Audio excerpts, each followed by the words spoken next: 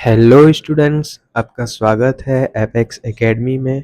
मैं हूं Ashutosh Mishra and today we are going to start a new batch for 2025 that is Dhavak batch 2025। Okay, so ये जो batch है इसमें हम लोग क्या करेंगे, क्लास 11th और क्लास 12th कॉमर्स का अकाउंट्स, इकोनॉमिक्स और बीएसटी बिजनेस स्टडीज़ कवर करने वाले हैं। ठीक है, सो हम लोग बेसिकली इसमें एक मैराथन जैसा इसमें सारे चैप्टर्स को हम लोग अपलोड करने वाले हैं और हमारे इसमें कोशिश ये रहेगा कि कम से कम समय में आप जो जो कुछ भी नहीं जानता या जिसने जो पढ़ा भी होगा उसका क्या हो, थोड़ा रिवीजन हो जाए, थोड़ा प्रैक्टिस हो जाए, थोड़ा और इंक्रीज कर ले अपना फ्लुएंसी को, है ना। सो मैं हूँ आशुतोष मिश्रा। चलिए शुरू करते हैं अपने इस न्यू बैच को। मैं आपका स्वागत करता हूँ अपने चैनल पर। सो चैनल स्टार्ट करने से पहले मैं ये बोलना चाहता हूँ, सॉरी, वीडियो स्टार्ट करने से पहले मैं ये बोलना चाहता हूँ कि अभी ये चैनल जो है, मैं भी हूँ, अभी न्यू हूँ और बट मेरे को एक्सपीरियंस मुझे 2 साल का है क्योंकि मैंने पहले भी अपना जो है चैनल चलाया हुआ है। बट उस समय मैं अपने स्टडीज़ के वजह से अपना जो चैनल है उसको मैं कंटिन्यू नहीं कर पाया। उसमें अच्छे रिस्पॉन्स आ रहे थे बट मैंने उसको डिसकंटिन्यू किया ताकि मैं अपनी पढ़ाई अच्छे से कर पाऊँ, ताकि आपको आगे और अच्छे से पढ़ा पाऊँ। ठीक है, सो चलिए शुरू करते हैं। हम लोग आज बिजनेस स्टडीज़ का फर्स्ट चैप्टर करने वाले हैं, क्लास 11th कॉमर्स का, जो कि है business trade and commerce. Okay, so ये जो है चैप्टर स्टार्ट करने से पहले मैं ये आपको बता दूं कि इसमें जो सारे कंटेंट्स हैं, ठीक है, आपको जितने भी कंटेंट्स मिलने वाले हैं वो सारे कंटेंट हमने एनसीईआरटी बुक से लिया है। ठीक है, तो मैं आपको ज़रूर बोलूँगा कि आप कभी भी एग्ज़ाम में 11th और 12th स्टूडेंट्स के लिए कि कभी भी आप एग्ज़ाम में जाओ, ठीक है, तो आप एनसीईआरटी एक बार ज़रूर रीड आउट करके जाओ। आप एनसीईआरटी स्टार्टिंग से अगर रीड आउट कर रहे हो बहुत अच्छी बात है, क्योंकि एनसीईआरटी में कहीं ना कहीं आपको सारी चीज़ें, हमको भले वो पढ़ के ऐसा लगता है कि इसमें सारी चीज़ें पैराग्राफ में दी हुई है, ठीक है, बट कहीं ना कहीं उसमें की पॉइंट्स पढ़ते समय ज़्यादा मिलते हैं और जिससे क्या होता है, हमको उसको रीड आउट करने से हमारी जो आंसर राइटिंग होती है उसमें हमारा ज़्यादा की पॉइंट इन्वॉल्व हो रहता है। ठीक है, तो चलिए शुरू करते हैं। अपना जो है फर्स्ट है इंट्रोडक्शन, है ना। फर्स्ट है अपना इंट्रोडक्शन। ओके, सो आप लोग क्या जानते हैं बिजनेस ट्रेड एंड कॉमर्स के बारे में? सर हम तो कुछ नहीं जानते इसलिए यहाँ पढ़ने आए हैं, है ना। तो चलो, आप इसको पढ़ के ज़रूर कहीं ना कहीं ये सीख जाओगे, कहीं ना कहीं ये जान जाओगे कि ये जो चैप्टर है वो आपके लिए आगे के लिए क्लास 12th के लिए कितना इम्पोर्टेंट होने वाला है। ठीक है, सो आपको इंट्रोडक्शन ये जो है वीडियो के, मैं बहुत देर से मैं बोल रहा हूँ, चलो शुरू करते हैं फाइनली। तो मुझे लगता है कि आप सभी बोर हो गए होंगे सुन के। तो अपना जो है इंट्रोडक्शन में ये बेसिकली ये बुक में जो लिखा हुआ है वो सेम चीज़ है। मैंने इस चीज़ को इधर इसलिए रखा है ताकि आप इसको पॉज करो और पढ़ो और ये चीज़ अपने आप से समझो। ठीक है, पहले आप पढ़ लो पॉज करके। ठीक है, तो आई होप आपने पढ़ लिया होगा। सो आप ये चीज़ को समझो कि इसमें बोल क्या रहा है। ठीक है, इसमें ये बोलना चाहता है कि जो हमारा जो कंज्यूमर है, कंज्यूमर उस तक जो है प्रोडक्ट पहुंचती तो है, ठीक है, वो कंज्यूमर जो है कंज्यूम भी करता है। बट मैं जब 11th में था तो मेरे से मेरा इंटरनल एग्ज़ाम में, है ना, एक क्वेश्चन पूछा गया कि बिज़नेस स्टार्ट कहाँ से होता है। मैंने क्या बोल दिया, मैम बिज़नेस जो है, मैम सर जो भी थे, याद नहीं आ रहा है, मैम या सर जो भी थे, बिज़नेस स्टार्ट होता है प्रोडक्शन से। ठीक है, उन्होंने बोला बेटा आप बुक से तो सही बोल रहे हो बट एक्चुअली जो बिज़नेस है, व्यापार है, वो स्टार्ट होता है कंज्यूमर की नीड से। ठीक है, कंज्यूमर की नीड। अब समझो, जब तक आपको किसी चीज़ की ज़रूरत नहीं पड़ेगी ना, तब तक आप उस चीज़ की कमी महसूस नहीं करोगे कि ये चीज़ नहीं है मेरे पास। ठीक है, आप जैसे हर चीज़ आपके पास है, ठीक है, मान लो सब है, आपको ऐसा लगा कि मुझे मुझे ना, फॉर एग्जांपल एक मिक्सर ग्राइंडर आता है, उसकी एग्जांपल ले लेते हैं अपने। क्या है, एक पीसने वाला एक पत्थर का जो आता था, हम लोग अपने में उसको लोढ़ा और वो बोलते थे, जिसमें पीसते थे, सिलवट बोलते थे उसको, है ना। तो वो उसमें क्या करते थे, अपना जो है पीसते थे। लेकिन उसके बाद जो है आजकल के जनरेशन में लोग बोलते हैं भैया उतना मेहनत नहीं हो पाएगा हमसे, तो इन्वेंशन करने वाले लोगों ने क्या किया, एक मिक्सर ग्राइंडर बना दिया। अब उसमें क्या है, इलेक्ट्रिसिटी डालो, फ्लो करवाओ और बटन दबा दो, सब आपका रेडी हो जाएगा। 2 मिनट में आपका सारा चीज़ जो उसमें इतना टाइम लगता था वो सारा रेडी हो जाएगा। तो बेसिकली मेरा मतलब ये है कि जब तक कंज्यूमर को ज़रूरत महसूस नहीं होगी तब तक कोई प्रोडक्ट जो है उसका प्रोडक्शन होना इम्पॉसिबल है। ठीक है, ऐसे ही कोई फालतू में तो प्रोडक्शन करेगा नहीं। हमें मोबाइल की ज़रूरत थी, मोबाइल बना, है ना। हमें और हैवी टास्क करने का ज़रूरत था तो लैपटॉप कंप्यूटर जैसी चीज़ें आई, है ना। ठीक है, तो बेसिकली इसमें ये वही बोलना चाहता है। और और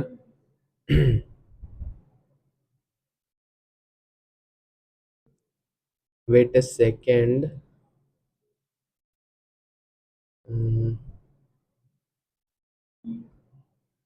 ओके, सो ये अपना जो है इंट्रोडक्शन क्लियर है। उसके बाद ये है वही चीज़ जो मैंने आपको बताया।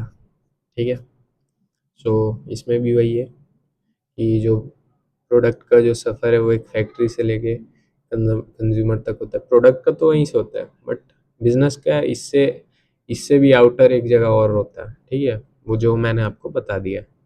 इसके बाद historical development and indigenous banking system. ठीक है, अब अब बात कहाँ आ गई, अपने हिस्टोरिकल डेवलपमेंट में। अब ये इसमें ये बता रहा है कि अपना जो पास्ट है उसमें इंडिया ने कैसे ग्रो किया, कैसे उस समय, क्यों उस समय सोने की चिड़िया कहलाता था अपना जो इंडिया है, भारत देश है ना। वो कोई ऐसा पंछी तो था नहीं सोने का।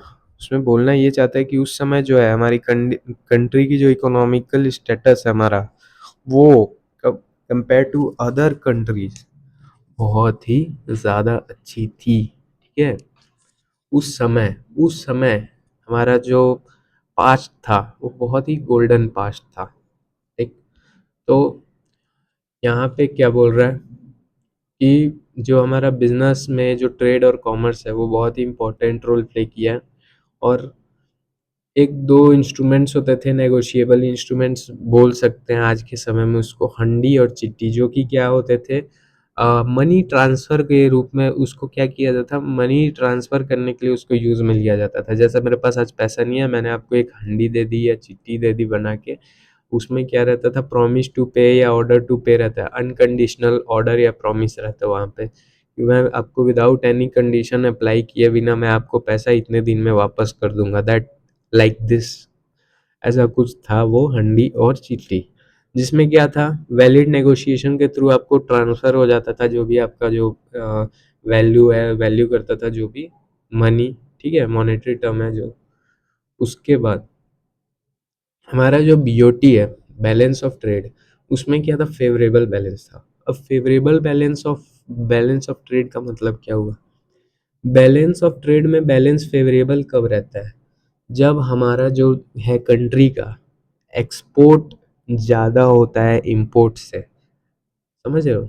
देखो, मैं आपको एक चीज़ पूछता हूँ, ठीक है, आपका जैसे एक बिजनेस है, ठीक, आपका एक बिजनेस है, आप उसमें अगर बेचोगे तो ज़्यादा सुखी रहोगे, ज़्यादा प्रॉफिट करोगे, या खरीदते रहोगे खाली तो ज़्यादा खुश रहोगे। बेचोगे तब तो ज़्यादा आपको बेचेंगे तब आपका जो है आपके पास पैसा आएगा, उसमें से आप प्रॉफिट कमाओगे, है ना? जो आप खरीदोगे वो तो आपको खरीदोगे आप, तो उसमें पूरा पैसा जा रहा है। वैसे ही कोई भी कंट्री में जो एक्सपोर्ट और इंपोर्ट होता है ना, तो उसमें एक्सपोर्ट अगर ज़्यादा हो रहा है यानी कि कंट्री का जो है कोई चीज़ कोई अदर कंट्री खरीद रहा है, तो उसमें क्या होता है, फॉरेन रिजर्व बढ़ता है। फॉरेन रिजर्व का मतलब होता है अदर कंट्रीज की करेंसी किसी कंट्री के पास बढ़ना। वो क्या होता है, अच्छा होता है। वो क्या करता है, फेवरेबल इफेक्ट करता है बैलेंस ऑफ ट्रेड को। इंपोर्ट क्या होता है, हमारा पैसा दूसरे देश में जाना, तो उस देश का क्या होगा, फॉरेन रिजर्व बढ़ने लगेगा, ठीक है। और हमारा जो है इंपोर्ट ज़्यादा होने से क्या हो जाएगा, हमारा जो बैलेंस ऑफ ट्रेड अनफेवरेबल हो जाएगा। तो इसमें बोलता है कि उस समय हमारा जो बैलेंस ऑफ ट्रेड है वो क्या था, फेवरेबल था, ठीक है। उस समय हमारे पास बहुत सारी बैंकिंग सिस्टम्स काम करते थे जो कि कॉमर्शियल, इंडस्ट्रियल और एग्रीकल्चरिस्ट को लोन तक देते थे एक्सपांड करने के लिए, है ना। लॉन्ग टर्म, शॉर्ट टर्म सब लोन होते थे। उस समय की बात बता रहा है, सोचो अब उस समय हमारे इंडिया में इतनी अच्छी फैसिलिटीज थी कि उस समय short and long term loans क्या था, बहुत ही मतलब वो एक फैसिलिटी थी जो बिजनेस को एक्सपांड करने में हेल्प करता था उस समय लोगों का, ठीक है। तो चलो आगे जाते हैं। ये जो है ये भी उसी का एक्सटेंशन है, उसी में जो है कहाँ कहाँ हमारे कंट्री में जो मेन पकड़ थी एक्सपोर्ट ऑफ गुड्स का, है ना, इंपोर्ट एक्सपोर्ट ऑफ गुड्स जो होते थे, कहाँ कहाँ उसके सेंटर्स बना रखे थे जो कि लीडिंग सेंटर्स थे, लीडिंग ट्रेड सेंटर्स थे, ठीक है। सो इसको आप देख लेना, ठीक है। इसमें पाटलिपुत्र, पेशावर, टैक्सिला, इंद्रप्रस्थ, मिथिला, ये सब सारी चीज़ें हैं, ठीक है। यहाँ है बहुत सारी जगहें हैं, ठीक है। पेशावर है, टैक्सिला है, ये सारे लाइन से आपके वही है, ठीक है। ये मैंने आपको अंडरलाइन करके दे दिया है ताकि आपको थोड़ा इजी हो देखने में। कांची, मिथिला, ये सारे, ठीक है, मैंने आपको अंडरलाइन कर दिया। इसके बाद हाँ, ये जो है अपने चैप्टर का मोस्ट इम्पोर्टेंट क्या है मोस्ट इम्पोर्टेंट क्या है, हाँ हाँ हाँ, most important, most important topic है, ठीक है। ये अपने उसका मोस्ट इम्पोर्टेंट टॉपिक है, इकोनॉमिक एक्टिविटी और नॉन इकोनॉमिक एक्टिविटी, ठीक है। ये क्या हो गया, ये बना नहीं यार, तो बहुत गलत बात है, तू बनता नहीं है, अरे बन जा, अरे बन जा, ठीक है।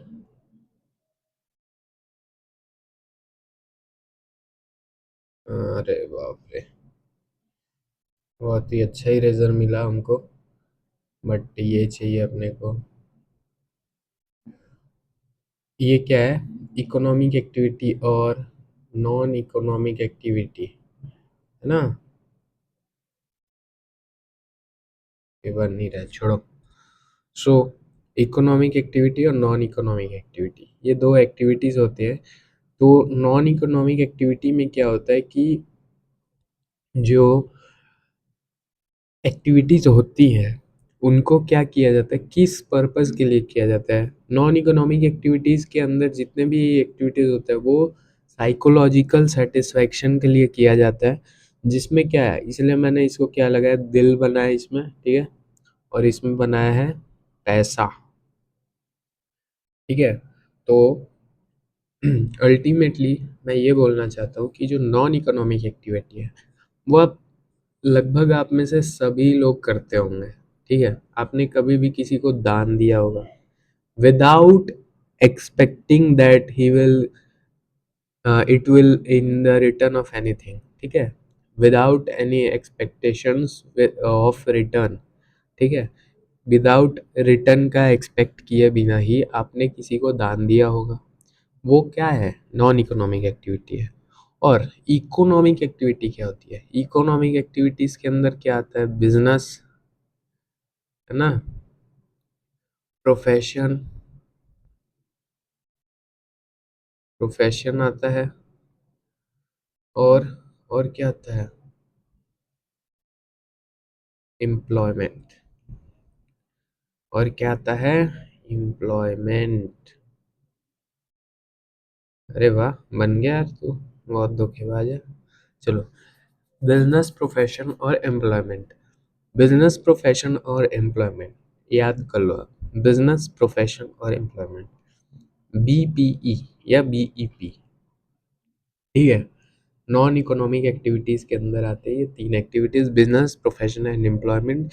इन ये जो है, ये तीनों जो है सारी चीजों को कवर कर लेते हैं अपने अंदर, ठीक है। अब देखो, इकोनॉमिक एक्टिविटी में क्या बोलता है कि जितनी भी एक्टिविटीज जो कि हम अर्न करते हैं अपना स्टैंडर्ड ऑफ लिविंग जीने के लिए, या in the to earn money, okay, economic activities are those activities which are done to earn the money, ठीक है, या स्टैंडर्ड ऑफ लिविंग को अपने सुधारने के लिए। तो स्टैंडर्ड ऑफ लिविंग कैसे सुधरेगा, जब हम पैसा अर्न करेंगे और हम लग्जरियस लाइफ जी पाएंगे, ठीक है। तो देखो, इकोनॉमिक एक्टिविटी क्या होता है, economic activity are those by which, क्या लिखा है, by which we can earn और livelihood. For example, a worker working in a, क्या लिखा है, फैक्ट्री, फैक्ट्री, है ना, factory, a doctor operating in his clinic, a manager working in an office and a teacher teaching in a, क्या है, school, are doing what are he is doing, are doing so to earn their livelihoods and are therefore engaged in an economic activity, ठीक है। तो ये क्या बन गया भाई, जब बनाने का पारी आता है तू बनता नहीं है, और जब नहीं बनाने का पारी आता है तू ऑटोमेटिक बन जाता है। चलो छोड़ो, कोई बात नहीं, आगे देखते हैं अपन। सो क्या हो गया,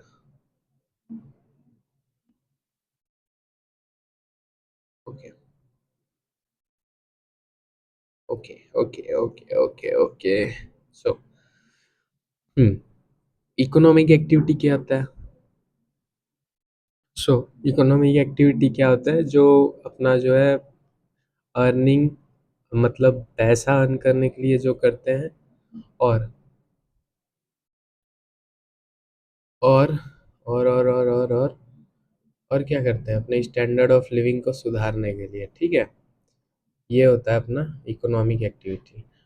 उसके अंदर अगेन ये सेम चीज़ मैंने आपको बता दिया है, okay, business, profession and employment, okay. Economic activities में भी further divided into three categories, okay, बहुत अच्छा, हमको पता ही नहीं था, अह, जो कि है बिजनेस, प्रोफेशन एंड एम्प्लॉयमेंट। सो यहाँ पे ये जो है, ये जो चीज़ है, जो भी आपके सामने दिख रहा है आपको, आपके आंखों को, जी हाँ, आपको धोखा नहीं हुआ है, ये एक one of the important topic है जो कि बहुत ही चांस रहता है आपके एग्ज़ाम में आने का, ठीक है। सो आप इसको पढ़ोगे अच्छे से, मैं इसको समझा देता हूँ, ठीक है। बिजनेस क्या होता है, प्रोफेशन क्या होता है, तो यार बनता क्यों नहीं है, जब टाइम आता है तो तू बनता नहीं है, और जब टाइम नहीं होता तो तू बन जाता है, ठीक है। बहुत अच्छे, बहुत अच्छे, ओके। चलो, अब क्या होता है, प्रोफेशन क्या होता है, और एम्प्लॉयमेंट क्या होता है, वाह, स्क्वायर स्क्वायर, नहीं sorry, circle circle square, okay. So business, profession और एम्प्लॉयमेंट क्या होता है, mode of establishment, mode of establishment, mode of establishment, entrepreneurs decisions and other legal formality, formality if necessary. देखो, बिजनेस क्या होता है? बिजनेस ऐसा चीज होता है जिसमें किसी को कुछ करने का जरूरत नहीं है। बिजनेस जो करने वाला है उसने फैसला कर लिया कि मुझे बिजनेस करना है, उसके पास पैसा है, पैसा, तो वो क्या कर लेगा? बिजनेस कर लेगा। और अगर कोई ऐसा लीगल फॉर्मेलिटी है जो कि नेसेसरी है, जैसे आज के समय में जीएसटी नंबर बनवाना बहुत इंपॉर्टेंट हो गया है, सो वो सब चीज़ों को भी पूरा करना पड़ेगा। ठीक है। प्रोफेशन, प्रोफेशन में क्या होता है? प्रोफेशन में हम कैसे इस्टेब्लिश करते हैं? Membership of a professional. ये क्या है? Membership of professional body and certificate of practice. क्या है ये? मेंबरशिप मतलब, देखो मैं एक एग्जांपल देता हूँ, जो कि मैं जहाँ तक मैं जो कर रहा हूँ उसके बारे में मैं आपको बताता हूँ।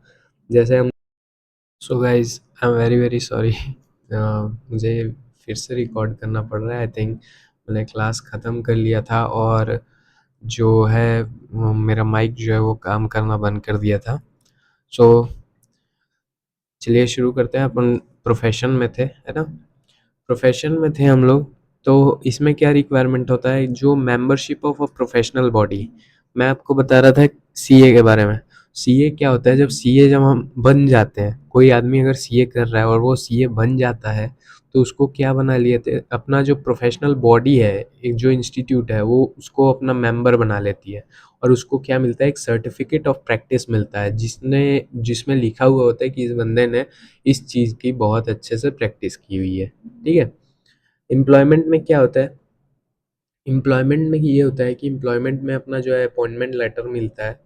ठीक है। पहले मैं एम्प्लॉयमेंट का बताता हूँ। एम्प्लॉयमेंट में जो है अपॉइंटमेंट लेटर मिलता है, जिसमें क्या होता है? सर्विसेज सर्विस करने के लिए जो एग्रीमेंट बनाई जाती है उसमें, मतलब बेसिकली अगर हम बोलें तो हाँ, आपका एम्प्लॉयर और एम्प्लॉय का एक कॉन्ट्रैक्ट होता है, जिसमें ये डील फाइनल होती है कि तू भाई, मैं ये काम बोल रहा हूँ और इस सैलरी पे ऑफर दे रहा हूँ, तू एक्सेप्ट कर ले। That is known as employment. वही अपॉइंटमेंट लेटर होता है, उसी को वो ज्वाइन करता है। ठीक है। नेचर ऑफ वर्क क्या है? बिजनेस में गुड्स और सर्विसेज प्रोवाइड की जाती हैं पब्लिक को। प्रोफेशन में जो है सर्विसेज रेंडर किए जाते हैं, जो भी पर्सनलाइज्ड स्किल है, एक्सपर्ट सर्विसेज जो है वो प्रोवाइड की जाती है। इसमें सर्विसेज रेंडर किए जाते हैं, एक्सपर्ट सर्विसेज ना, ऐसे छोटे मोटे सर्विसेज नहीं। उसमें एम्प्लॉयमेंट में क्या होता है? जो वर्क होता है, वर्क जो होता है परफॉर्म करने के लिए, जो एम्प्लॉय परफॉर्म करता है सामने वाले के लिए, एम्प्लॉयर के लिए, वो क्या होता है? एज पर सर्विस कॉन्ट्रैक्ट होता है। सर्विस कॉन्ट्रैक्ट में लिखा हुआ होता है कि आपको ये काम करना है। ठीक है। और रूल्स ऑफ सर्विसेज किस तरह से करना है। Qualifications, no minimum qualifications required है ना। No minimum qualifications is required. यहाँ पे कोई क्वालिफिकेशंस रिक्वायर्ड नहीं है। यहाँ पे बहुत ही हाई क्वालिफिकेशंस चाहिए भाई। यहाँ पे बिना क्वालिफिकेशंस के बात नहीं बनने वाली। ठीक है। अरे यार, क्या हो गया ये? Wait a minute, wait a minute. ये थोड़ा ज़्यादा ही बहक गया लगता है। हाँ चलो, that is fine. Okay, okay, okay. So देखो, यहाँ पे क्या है? हाई लेवल का जो है क्वालिफिकेशन चाहिए, एक्सपर्टीज चाहिए, ट्रेनिंग चाहिए। ठीक है। यहाँ पे जो है क्वालिफिकेशंस चाहिए किसके लिए? यहाँ पे जो क्वालिफिकेशंस चाहिए ना, वो चाहिए एम्प्लॉयर के अकॉर्डिंग। एम्प्लॉयर क्या चाहता है? एम्प्लॉयर ये मैंने उसको किस तरह के लोग चाहिए, है ना, किस तरह के लोग चाहिए उसको। That is he will prescribed in the no agreement appointment letter. जो भी उसने रिक्रूटमेंट के लिए जो नोटिस निकाला वो वहाँ पे चाहिए कि कम से कम 10th पास या 12th पास या ग्रेजुएट, या ये डिप्लोमा चाहिए, वो डिप्लोमा चाहिए। तो वहाँ पे क्या होता है? मैंशनड होता है कि मुझे ये क्वालिफिकेशंस के लोग चाहिए। तो उसमें क्या होता है? जो प्रिस्क्राइब्ड क्वालिफिकेशंस है वो रहना चाहिए। ठीक है। यहाँ पे क्या होता है? बिजनेस में जो रिवॉर्ड है, रिवॉर्ड या रिटर्न, जो कमाई होती है वो प्रॉफिट के रूप में होता है, प्रॉफिट कमाया जाता है। प्रोफेशन है जो, उसमें क्या होता है? प्रोफेशनल फीस जो होती है वो मिलती है। और जो एम्प्लॉयमेंट होता है उसमें सैलरी या वेजेस दिए जाते हैं, ठीक है। और यहाँ पे जो है कैपिटल इन्वेस्टमेंट की अगर बात करें हम, तो कैपिटल जो इन्वेस्टमेंट होता है वो क्या होता है, as per size and nature of business. As per size and nature of business, जो हमारा साइज होता है, नेचर होता है बिजनेस का, उसके अकॉर्डिंग होता है। अगर हमारा साइज बड़ा लार्ज साइज का बिजनेस है ना, एक्सपेंसिव नेचर का बिजनेस है ना, मतलब मान लो कोई ज्वेलरी शॉप है, तो उसमें क्या है, अच्छा मतलब थोड़ा बहुत तो आपको बड़ा कहीं ना कहीं चाहिए शो करने के लिए, शो डालने के लिए, है ना। और आपको जो नेचर भी है उस बिजनेस का बहुत ही हाई कैपिटल रिक्वायरमेंट वाली बिजनेस है वो, ठीक है। उसके बाद limited capital needed for establishment, यहाँ पे क्या आ गया, limited capital needed for establishment. क्यों? क्यों भाई, बिजनेस तो यहाँ भी कर रहा है वहाँ भी कर रहा है, बट फर्क क्या है, यहाँ पे जो बंदा बिजनेस कर रहा है ना, वो अपने मतलब वो अपने पैसे के दम पे कर रहा है, ठीक है। व्हाट इज दिस यार, क्या हो रहा है, wait a minute, wait a minute.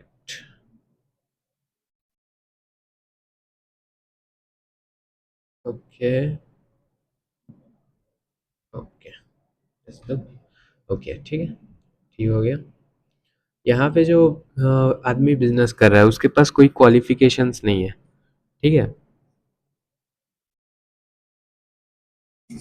यहाँ पे जो बिजनेस कर रहा है उसके पास कोई क्वालिफिकेशन नहीं है ना, इसलिए उसने कैपिटल, इसलिए इसमें क्या है, हाई कैपिटल रिक्वायरमेंट लगती है as per size of business. यहाँ पे क्या है, यहाँ पे जो बिजनेस होने वाला है जो आदमी का, वो अपने प्रोफेशन के अंदर ही बिजनेस करता है। इससे क्या होता है कि वो उसके अंदर खुद ही, वो एक तरह से अगर बोलो तो खुद ही वो अपने लिए कैपिटल है, ठीक है। इसलिए उसको ज़्यादा कैपिटल की रिक्वायरमेंट नहीं होती है। यहाँ पे नो कैपिटल रिक्वायर्ड, क्या है, नो कैपिटल रिक्वायर्ड। क्यों? यहाँ पे भाई देखो, दूसरों के अंदर में काम करना है, ठीक है, दूसरों के अंदर में काम करना, तो उसके लिए क्या है, वो जो भी खर्चा होगा वो तो आप खुद, आप जो काम कर रहे हो आपको सैलरी देना, वो खुद उसके लिए खर्चा है, ठीक है।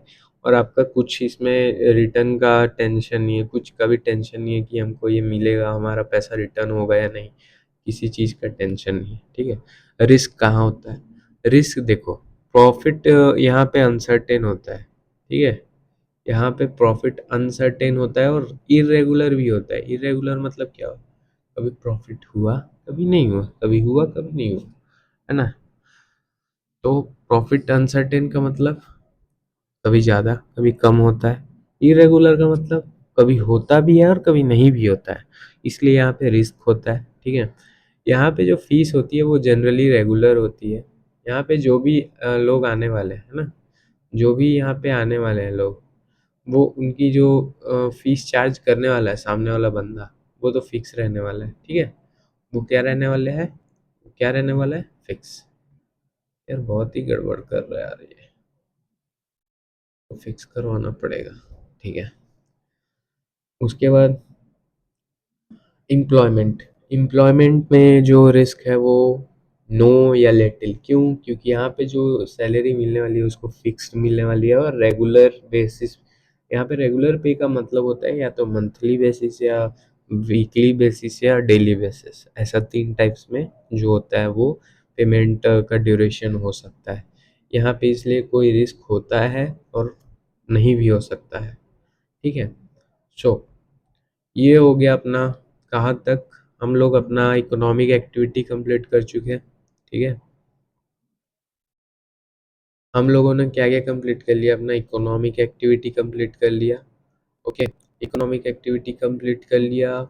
और हमने ये भी पढ़ लिया कि जो प्रोडक्शन है वो किसी गुड्स का जो सफ़र है वो कहाँ से शुरू होता है कहाँ पे ख़त्म होता है, ठीक है। उसके बाद हमने पढ़ा historical development and indigenous banking system, ठीक है। उसके बाद हमने ट्रेड सेंटर्स के बारे में जाना कि कहाँ कहाँ अच्छे बड़े बड़े ट्रेड सेंटर्स थे पहले, जब हमारी कंट्री बहुत ही अच्छा था, उसका फेवरेबल ट्रेड ऑफ बैलेंस था, तो उस समय हमारा जो एक्सपोर्ट इंपोर्ट का जो ट्रेड सेंटर था वो सब कहाँ कहाँ हमारे जो लीडिंग सेंटर्स थे वो यहाँ पे बताए गए हैं, जो मैंने अंडरलाइन करके रखे हुए हैं। ठीक है, इसको रीड कर लेना अच्छे से। उसके बाद टाइप्स ऑफ एक्टिविटीज़ में हमने पढ़ा इकोनॉमिक और non economic. Non economic activities को हमने समझा जिस जो एक्टिविटी करने से हमको साइकोलॉजिकल सेटिस्फेक्शन मिलता है, उस एक्टिविटी को नॉन इकोनॉमिक एक्टिविटी बोलते हैं। और जिस एक्टिविटी को करने से हमको क्या मिलता है, पैसा, पैसा अर्न करते हैं हम लोग, उसको क्या बोलते हैं, इकोनॉमिक एक्टिविटी, जिसमें आता है बिजनेस, प्रोफेशन एंड एम्प्लॉयमेंट। ठीक है, उसके बाद हमने इकोनॉमिक एक्टिविटी को डिटेल में पढ़ा। उसके बाद हमने बिजनेस, प्रोफेशन और एम्प्लॉयमेंट का डिफरेंशिएशन किया। ठीक है, सो आगे की जो नेक्स्ट पार्ट है वो पार्ट 2 में ये चैप्टर पूरा कंप्लीट हो जाने वाला है। ठीक है, approx I think it will take about 1 hour, half of hour के 2 पार्ट बन सकते हैं। ठीक है, सो आपको नेक्स्ट पार्ट में मिलते हैं। So tata bye bye. I hope आप ये सब का रिवीजन कर लेना अच्छे से। नोट्स मैं दे दूंगा इस वीडियो के नीचे। मैंने नोट्स का लिंक दिया हुआ है, टेलीग्राम का भी लिंक दिया है, उसमें जाके आप डायरेक्टली इसका पीडीएफ भी डाउनलोड कर सकते हो। ठीक है, so I hope you will enjoy the learning and अच्छे से आप, अगेन मैं बोल रहा हूँ, रीड कर लेना अच्छे से, क्योंकि रीड करना एनसीईआरटी को बहुत ही ज़रूरी है। ठीक है, सो चलो मिलते हैं नेक्स्ट पार्ट में।